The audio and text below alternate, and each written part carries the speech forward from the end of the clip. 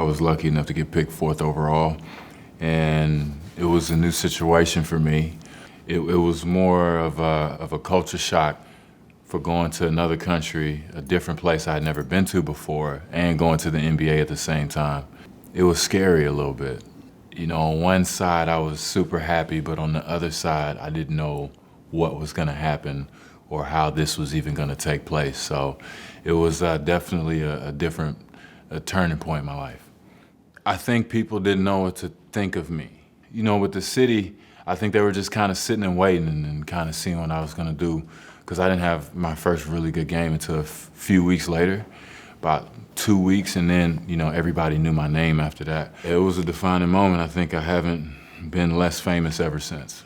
The city was used to the essence of the playoffs, and we weren't equipped to bring that to them. So we went from, you know, having a veteran-heavy team to just having a bunch of young guys. In my crazy mind, I thought I was supposed to like contribute right away, which I wasn't really. I was trying to forego the rookie thing.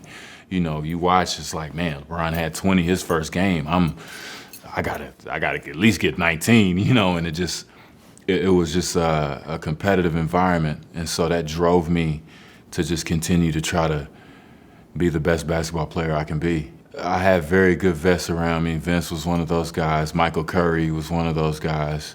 And they just took me under their wing and started, you know, getting me ready for the NBA and preparing me to compete at a high level. I wanted to be like Vince. You know, I saw what he had, and when he got traded, I felt it was on me to kind of continue that, because I didn't want it to just fall in the pits all of a sudden. And then I remember the NHL had a lockout for the whole year. You know, so the fans were kind of really starved for sports, especially Canadians. They didn't have their hockey. I just, you know, felt that we had to deliver a winning product, and I wanted to build this thing this vision that I saw in my head as a child. You know, leading a team to, you know, championships or big moments. I haven't talked to Vince in a long time, and it's crazy because I think his daughter is like 13 now. And I remember when she was born. Now Vince is 40, and he's still playing, and I don't even know if I'm playing anymore. I'm like, man, this is bull. You know, I was supposed to play way longer than him, and he's still hooping. He came over a couple times. He's a good dude. He came over, like my mom invited him over, and he actually showed up and like actually dressed up a little bit.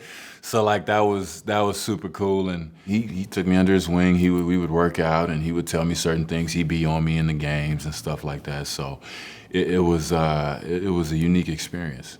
My rookie was DeMar DeRozan. He was my rookie. I tried to, you know, do the same thing that Vince did for me. Take him under my wing and show him how to work in this league and how to function in this league, and you know, how to compete every night. And I mean, the things that he's done for the city, for himself, for his family, for the organization has been, I mean, second to none. I mean, he's the franchise leading scorer now, and I mean, he's gonna be the greatest Raptor of all time. So to like watch that and just see him develop as a young man, I mean, it's fantastic. You know, I'm just happy to kind of come back to where it all started. That's like something that's very special for me, especially in my situation now as a basketball player and as a professional. You know, I don't know if I'm gonna play anymore. And I mean, it was kind of ironic because the last time I was here, you know, not the last time, but I planned to play All-Star game here, and I found out I had more blood clots and everything. So that was the last basketball game I wore a uniform in, was the All-Star game here. Toronto was a very special place for me. You know, I wouldn't change a thing.